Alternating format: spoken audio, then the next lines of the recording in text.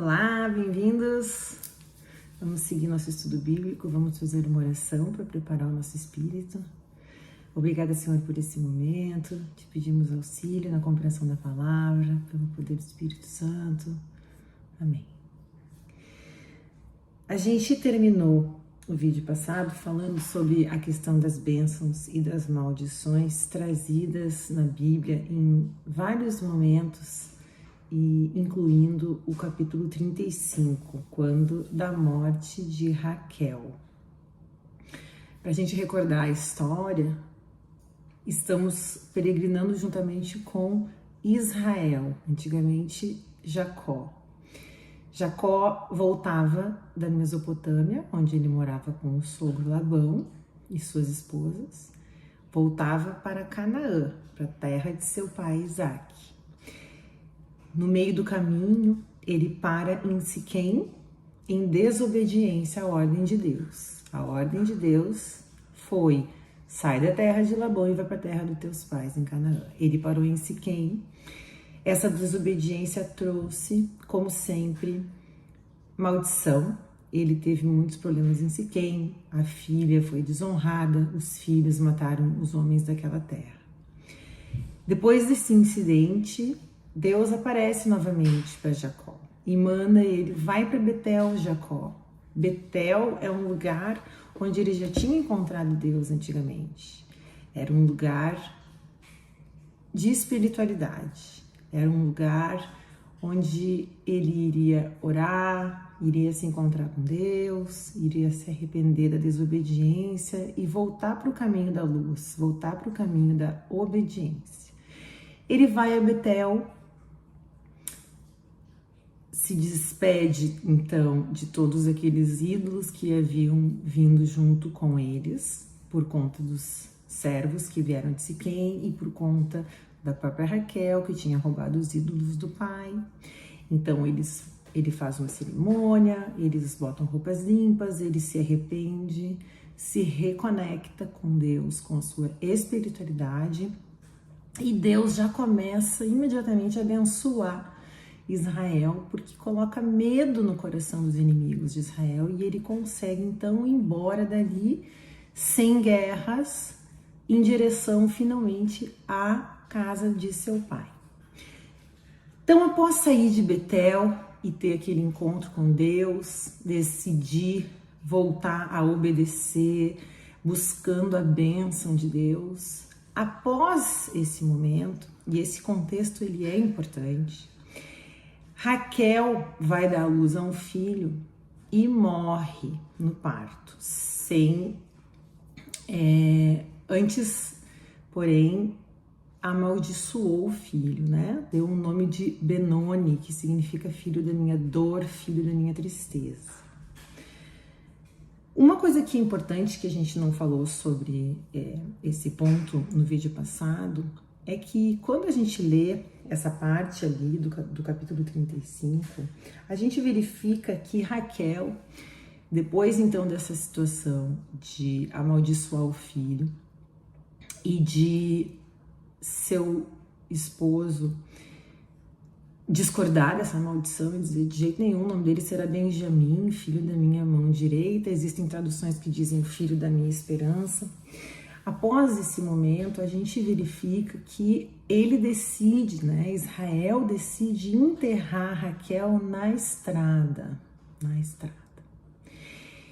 E a gente vê, em contraste a isso, lá no capítulo 49, que quando Israel está morrendo, ele pede para os seus filhos serem enterrados, para enterrarem ele lá em Macpela, que era no jazigo da família, né? Onde havia sido então enterrado Abraão e Sara, onde haviam sido enterrados Isaque e Rebeca, e ele diz: eu quero ser enterrado lá no jazigo da família, onde enterrei Lia.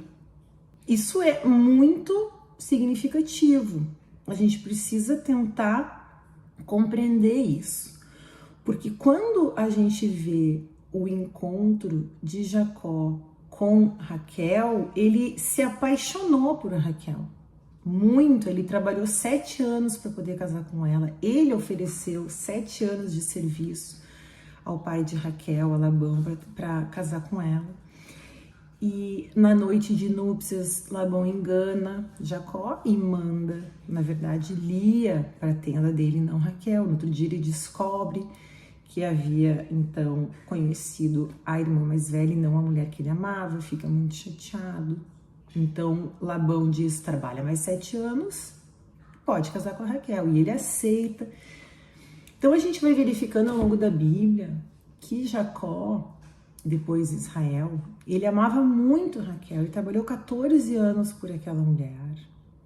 Ele amava tanto aquela mulher que quando 20 anos depois ele está regressando da Mesopotâmia, da casa de Labão para a casa dos pais, e vai ter um encontro com seu irmão gêmeo, ele coloca Raquel atrás.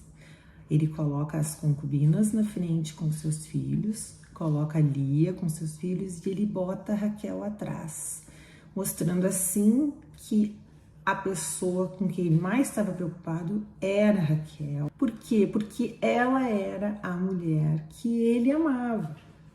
Mas o que aconteceu? Alguma coisa aconteceu. Até esse momento em que eles encontram com Esaú, a gente vê realmente um tratamento diferenciado de Jacó em relação a Raquel, protegendo ela, colocando ela para trás, preservando a sua vida. A gente vê esse amor na conduta dele, na prática. Mas por que na hora da morte ele escolheu ser enterrado com Lia e não com Raquel? A Bíblia não diz o que aconteceu. Ela só nos mostra que houve uma escolha por parte de Israel. Ele tinha que escolher uma esposa para ser enterrado com ele, porque Macpela era um jazigo de covas duplas, onde eram enterradas 2 pessoas lado a lado. Ele escolheu enterrar Lia. Como a Bíblia deve ser lida sempre de forma contextual, a gente tem que olhar o contexto do que está acontecendo naquele momento. A gente está vendo que esse era um momento em que Israel se arrepende da desobediência de ter parado em Siquém e vai para Betel, faz todo um combinado com Deus, ele se entrega, ele pede perdão, ele se purifica, ele se reconecta, ele se compromete a obedecer, ele faz um altar, ele faz um pilar. E aí depois disso, Raquel amaldiçoa o seu filho. Tem um problema no parto, ela morre no parto. O que eu vou falar agora é um pensamento que eu tive, não está na Bíblia, mas eu convido vocês a pensarem e refletirem sobre isso. O que aconteceu no coração de Israel que fez ele mudar tanto nessa escolha? Escolher ser enterrado com Lia e não com Raquel. Eu acho que a Bíblia, ela a todo tempo nos mostra dualidade. Ela nos mostra o bem contra o mal, a obediência contra a desobediência. E eu acho que nesse momento da vida de Israel, ele tinha se conectado mais com a sua espiritualidade. Lá em Betel, quando ele busca a bênção de Deus, quando ele busca se arrepender das escolhas erradas que ele fez e que trouxeram consequências negativas para ele e para a família, eu acho que ali ele toma uma decisão a realmente colocar a espiritualidade em primeiro lugar. E eu acho que quando ele vê que Raquel continua sendo uma pessoa carnal, uma pessoa dominada pelos sentimentos, uma pessoa egoísta, uma pessoa que não era tão conectada a Deus, porque se fosse ela não amaldiçoaria o próprio filho. Eu acho que nesse momento houve uma grande decepção, separação entre o propósito de Israel e o propósito de Raquel. E talvez ali ele tenha começado a enxergar Lia de uma outra forma, porque Lia, ela foi uma pessoa que foi colocada numa situação ruim. O pai dela escolheu que ela fosse casar de uma forma sorteira, foi colocada na tenda de Jacó sem ele saber, e ela era uma moça que devia ter os sonhos dela, e que ia casar e ter a família dela, e ela acabou tendo que passar por essa situação, viu a decepção nos olhos dele no outro dia de manhã, viu toda a inveja que a irmã tinha dela, porque a irmã dela não conseguia gerar filhos e ela conseguia, mas a irmã dela tinha o amor de Jacó. Mas quando a gente acompanha a história de Lia, a gente vê que ela era uma mulher de Deus. Lia foi sim humilhada, foi preterida, mas ela sempre foi espiritual, ela sempre rezou muito, ela sempre atribuiu os filhos a Deus. E eu acho que na largada nessa corrida, Raquel saiu na frente, mas quem chegou primeiro, quem foi honrada, foi Lia. Hoje, quando se visita o túmulo dos patriarcas, Lia está lá, Raquel não. Então eu acho que isso é um ponto que faz diferença, é um ponto relevante e mostra bastante sobre como é o coração de Deus. O coração de Deus é voltado às coisas espirituais e voltado às pessoas que buscam a espiritualidade. E quando a gente começa a buscar a espiritualidade, começa a se conectar com Deus, a gente começa a se conectar com pessoas assim. É natural uma certa seleção. A gente começa a mudar a própria vontade. Porque a batalha que a gente vive espiritual, ela tá dentro da nossa vontade. A gente vê isso desde lá do Éden. Deus disse, desse fruto não comerás. Deus disse o que podia e o que não podia. Deus determinou o que era certo e errado. E o que a serpente falou? A serpente falou, não vai acontecer nada. Faz o que tu tem vontade. E Adão e Eva caíram, desobedeceram Deus, seguiram a sua vontade própria e caíram. E a Bíblia mostra essa dualidade. Depois, quando a gente está lá no finalzinho, vai lá para o Novo Testamento, a gente vê o novo Adão, Jesus, ele faz o contrário do Adão. Ele obedece, mesmo contra a sua vontade. Porque a gente lê no Novo Testamento que Jesus não queria ser crucificado. Mas ele disse, mas seja feita a tua vontade, Pai. Da mesma forma, Eva teve aquele encontro com a serpente, teve encontro com o anjo caído, com Satanás, e se deixou convencer a fazer a sua própria vontade. Diferente da segunda Eva, que é a Maria, mãe de Jesus, que também teve um encontro com o anjo, mas foi com o anjo Gabriel e aceitou a vontade de Deus para a vida dela. Mesmo ela podendo correr um risco de ser mal falada, porque ela escolheu aceitar a vontade de Deus, que era gerar uma criança, mesmo não estando casada. E ela aceitou. Então a Bíblia nos mostra o tempo todo essa dicotomia entre pessoas que realmente existiram e que escolheram obedecer a sua vontade, seu ímpeto ou a vontade de Deus. E isso é o tempo inteiro, desde o jardim. A gente vê Caim e Abel. Caim seguindo o seu impulso, a sua raiva. Abel, um homem que buscava Deus. A gente vê isso, essa briga entre a matéria e o espírito, nos irmãos Ismael e Isaac, lembram? É bom que a gente já tenha algumas histórias para trás, para a gente conseguir fazer essa análise de cima, uma análise helicóptero sobre as coisas que a gente está vendo minuciosamente. A gente começa a fazer essa análise, se afasta um pouco do texto e olha o todo. O que a Bíblia está nos mostrando? Sempre a mesma história, dicotomia. Quando Abraão tem Ismael, filho da desobediência, da escrava. Depois ele tem o filho Isaac, filho da obediência. Ele teve que, inclusive, obedecer no sentido de matar o seu filho para provar a Deus que ele tinha virado novamente um homem obediente, como ele tinha sido no início. Quando Abraão tinha sido chamado para deixar sua terra, ele obedeceu.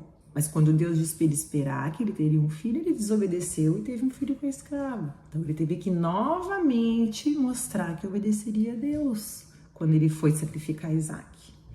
E agora nós vemos uma dicotomia entre essas irmãs. Nós vemos que Lia era uma mulher que tinha tudo para ser amarga, tinha tudo para se revoltar contra Deus. Podia ter se perguntado, podia ter questionado, Deus, como que aconteceu isso comigo? Mas ela não fez isso. Ela sempre buscou a Deus. E no final, ela foi honrada. Ela foi enterrada no túmulo dos patriarcas. É uma das matriarcas de Israel. Eu acho muito bonito isso, acho que a gente deve enxergar por trás das histórias quem o nosso Deus é. O nosso Deus, ele abençoa e ele honra pessoas que buscam a ele. É recíproco. As pessoas que buscam a espiritualidade, que buscam na palavra de Deus, que buscam na companhia de Deus se fortalecer para fazer a coisa certa, essas pessoas vão ser honradas, vão ser abençoadas por Deus. E esse é um caso muito, muito exemplificativo disso. Então, fica esse pensamento para a gente levar no coração. Então, vamos seguir aqui no capítulo 35, a partir do 21, e seguimos adiante. Então, Israel enterrou sua esposa, seguiu seu caminho e acampou em Migdal-Eder. No tempo em que Israel vivia naquela região, Ruben, filho mais velho dele, teve um caso com Bila. Bila era a serva de Raquel. Então, Ruben teve um caso com a escrava, não da sua mãe, mas da outra esposa de Israel, concubina de seu pai, e Israel ficou sabendo. Essa informação é importante porque lá na frente, quando ele for abençoar os filhos no fim da vida, Ruben vai perder o direito de primogenitura por conta dessa atitude, de ter dormido com a esposa do pai. Então, verso 22 a 26. Jacó tinha 12 filhos, os que teve com Lia, Ruben, o filho mais velho de Jacó, Simeão, Levi, Judá, Issacar, Zebulon. Os que ele teve com Raquel, José e Benjamim. Os que ele teve com Bila, serva de Raquel, Dan e Naftali. Os que ele teve com Zilpa, serva de Lia, Gade e Asser. Esses são os filhos de Jacó que nasceram em Padã. Uma curiosidade que não é uma coincidência, uma jesucidência, é que Jesus, que vem da tribo de Judá, que vem de Israel, quando ele vem para a terra, ele escolhe 12 apóstolos, assim como Israel teve 12 filhos, 12 patriarcas que espalharão então a palavra de Deus. Jesus escolherá 12 apóstolos que espalharão o evangelho. Então, verso 27. Por fim, Jacó chegou de volta à casa de seu pai Isaque, em Quiriate Arba, a atual Hebron, onde Abraão e Isaque haviam residido. Isaque agora estava com 180 anos de idade. Então deu seu último suspiro e morreu em idade muito avançada. Seus filhos Esaú e Jacó o sepultaram no túmulo da família. Então morre Isaque, o segundo patriarca, o filho querido de Abraão. Lembram? Isaque, sorriso, o filho que Abraão quis tanto ter. Agora ele faleceu. E agora nós vamos falar um pouquinho sobre Esaú. Aqui nós vemos também uma dicotomia muito grande. Esaú e Israel. Esaú e Jacó. Esses irmãos gêmeos, eles mostram influências espirituais diferentes. Jacó sempre em busca da espiritualidade, mesmo que de forma às vezes sorrateira, quando ele se veste do irmão para ser abençoado pelo pai, quando o pai estava doente, foi um gesto trapaceiro e ele pagou caro por isso depois com Labão. Mas ele buscava Deus, ele buscava a bênção de Deus, ele buscava a espiritualidade. Já Esaú, seu irmão gêmeo, mas que tinha nascido primeiro, ele por direito seria o primogênito, ele teria o direito à bênção, mas ele a desprezou por um prato de comida, por um prato de lentilha vermelha. E por conta dessa circunstância, ele ficou sendo chamado de Edom, que é vermelho. Ele desprezou as coisas de Deus. A gente vê isso em Hebreus 12:15, quando o autor de Hebreus diz que ele foi um homem profano, que valorizava mais a carne, mais o material do que o espiritual. E a gente vai ver muito conflito entre essas duas famílias.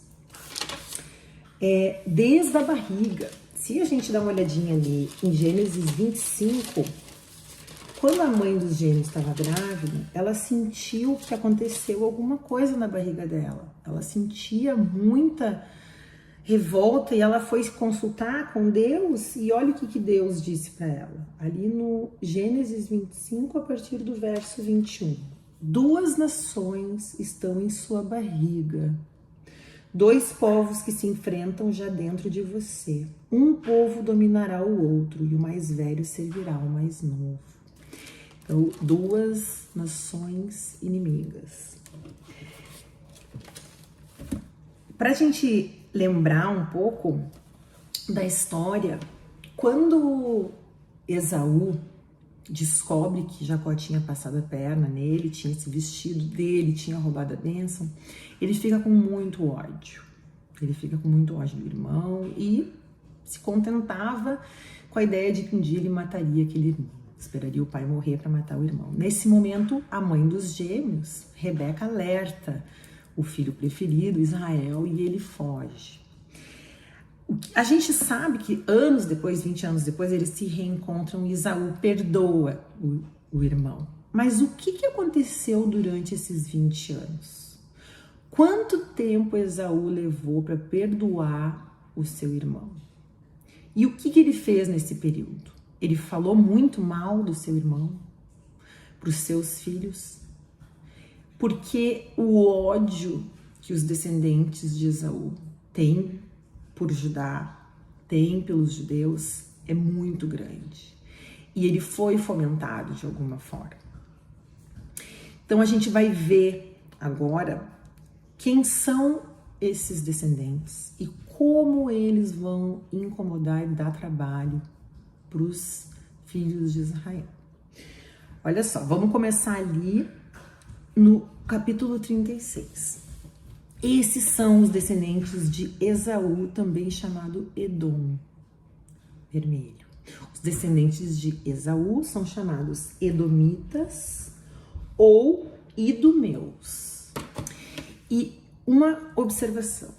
Antes que a gente tenha a sensação de, que capítulo chato, são vários nomes, a gente tem que lembrar de 2 coisas importantes. Em primeiro lugar, tudo que está na Bíblia foi inspirado por Deus. São palavras importantes, elas não são palavras desnecessárias. E uma das utilidades dessas genealogias é comprovar a veracidade da Bíblia. Deus está contando, através de Moisés, a história de pessoas que existiram. A gente vê toda a sua ascendência, a gente vê quem era aquela pessoa, filha de quem, qual era a mãe, qual era o pai. Então, esse é um dado relevante. Sim, as árvores genealógicas comprovam a veracidade do que é dito aqui e a existência dessas pessoas. Então, vamos seguindo aqui no capítulo 36. Esaú casou-se com mulheres de Canaã. Isso é muito contrário à vontade daquela família. A família de Isaac, a família de Abraão, eles não queriam se misturar com aquelas pessoas, porque aquelas pessoas elas eram idólatras, ocultistas. Ele tinha inclusive dito no capítulo 28 para que Israel casasse com mulheres que não fossem de Canaã. Então isso era de conhecimento de Esaú. Mesmo assim, Esaú desobedeceu e casou com mulheres cananitas. Aí diz ali, Ada, filha de Elão, o Hitita, Oholibama, filha de Anai, neta de Zibeão, o Eveu, Basemate, filha de Ismael e irmã de Nebaiote. Uma observação, os nomes das esposas de Esaú, eles são diferentes dependendo do capítulo que a gente leia. A explicação para isso, existem duas. Eu já vi teólogos explicando que era muito comum naquela oportunidade a mudança de nome, tanto é que Abraão era Abrão, Sara era Sarai, Israel era Jacó, Esaú vai virar Edom. Então essa é uma das explicações. E a outra explicação é que ele teria casado com algumas mulheres que não tiveram filhos e as que tiveram apareceram aqui e as que não tiveram apareceram em outro local. Mas sigamos a nossa leitura aqui. Ada deu a Esaú um filho, Elifaz. Esse Elifaz, ele é um dos amigos de Jó. Lá no livro de Jó, que é um livro que conta uma circunstância bem difícil que Jó passou, de provação, ele tinha amigos que não eram bons amigos, bons conselheiros. Eles eram amigos que na hora da tristeza, em vez de eles pegarem o amigo do chão e levantarem, eles botaram o amigo mais para baixo. E um desses amigos é aqui, ó, parente de Esaú, filho de Esaú. Basemate deu à luz Reuel. Oholibama deu à luz Jeús, Jalão e Corá. São esses os filhos que nasceram a Esaú na terra de Canaã. Então os filhos de Esaú nasceram na terra prometida, mas ele vai embora da terra prometida. Agora a gente vai ler um pouquinho sobre essa história. Esaú reuniu suas esposas, filhos e filhas, todos os de sua casa e também os animais e bens adquiridos em Canaã e mudou-se para longe de seu irmão Jacó. Os dois tinham tantos bens que não era possível viverem no mesmo lugar. Isso lembra um pouco a história de Abraão e seu sobrinho. Lembram Ló? Eles se separaram porque tinham muitas posses. A terra não comportava os rebanhos que os dois possuíam. Por isso, Esaú acabou fixando residência na região montanhosa de Seir. Esaú e Edom são a mesma pessoa. Essa região montanhosa de Seir chama Seir porque o patriarca daquele local se chamava Seir. Naquele lugar havia um povo. Aquele lugar para onde foi a comitiva de Esaú, havia um povo que eram os Oreus, e o chefe deles era Seir. Esses são os descendentes de Esaú, antepassado do povo de Edom, na região montanhosa de Seir. São esses os nomes dos filhos de Esaú. Elifaz, filho de Esaú com Ada, Reuel, filho de Esaú com sua esposa Basemate. Agora os netos. Os filhos de Elifaz, Temã, Omar, Zefô, Gaitã e Kenaz. Elifaz tinha uma concubina chamada Timna, com quem teve Amaleque. Esse nome Amaleque vai aparecer muitas vezes na Bíblia. Quem é Amaleque, então? Para a gente lembrar, quando a gente lê sobre Amaleque no futuro. Amaleque é neto de Esaú e é inimigo de Israel.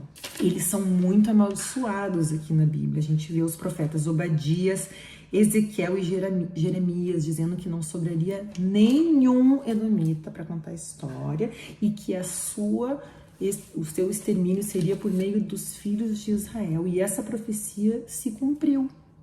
Essa profecia de Ezequiel 25:14 se cumpriu. A gente vê, por exemplo, que um pouquinho antes de Jesus nascer, os macabeus que reinavam ali em Judá, eles obrigaram os edomitas, os idumeus a se converter ao judaísmo. Eles se converteram forçadamente ao judaísmo, tiveram que se circuncidar, tiveram que aderir às a cultura, né, judaica. E um desses convertidos foi Herodes o Grande. Não sei se esse nome traz uma lembrança. Quem foi Herodes o Grande? Herodes o Grande era filho de um edomita, filho de um idumeu. A mãe era árabe, portanto ele não era israelense, não era filho de Israel, ele era da descendência de Esaú. E ele se fazia, não, eu sou convertido, eu sou judeu praticante, não era verdade. Ele tinha má intenção no seu coração. Ele conseguiu ser escolhido por Roma para ser o rei da Judéia. E durante esse período que ele foi rei da Judéia, ele mandou matar todos os meninos com 2 anos de idade para menos que tivessem nascido em Belém, porque ele queria matar Jesus. Porque ele tinha ouvido falar por meio dos magos que tinha nascido o rei dos judeus. Como assim nasceu o rei dos judeus? Eu sou o rei dos judeus. Então ele manda matar todos os meninos judeus. E é interessante, nesse mesmo vídeo, esses assuntos eles vão se encontrando, o que diz lá em Mateus 2, 16 a 18. Eu vou ler que vale a pena. Olha o que diz lá em Mateus 16 a 18, diz assim: Herodes ficou furioso ao saber que os sábios o haviam enganado. Lembram? Os sábios encontraram Jesus, viram a estrela, acharam Jesus na manjedoura, prestaram homenagem e não queriam contar para Herodes onde ele estava, porque não queriam que ele fosse morto. Eles tinham desconfiado da real intenção de Herodes. E Herodes fica furioso ao saber que os sábios o haviam enganado e ordenou o assassinato de todos os meninos de até 2 anos de idade que viviam em Belém e nas colinas ao redor. Assim a palavra de Jeremias se cumpriu. Ouviu-se um som em Ramá, de choro e muito lamento. É Raquel chorando por seus filhos. É Raquel recusando receber consolo. Seus filhos se foram, estão mortos e enterrados. Que Raquel é essa?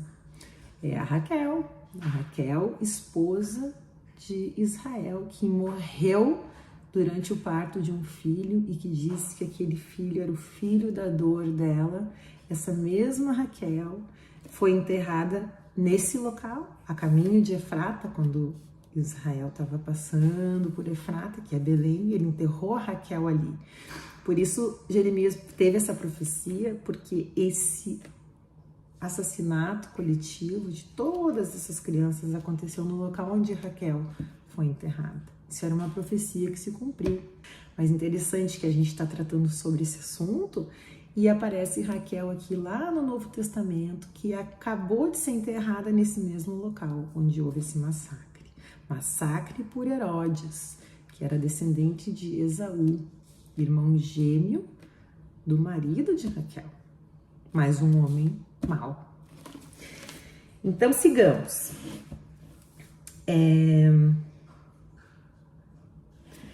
Agora a gente vai ver a partir do verso 15 quem são os chefes tribais, porque a gente viu o nome dos filhos. Agora vamos ver como se fossem príncipes, patriarcas. Esses são os chefes tribais entre os descendentes de Esaú. De Elifaz, filho mais velho de Esaú, vieram os chefes Temã, Omar, Zefô, Kenaz, Corá, Gaitã e Amaleque.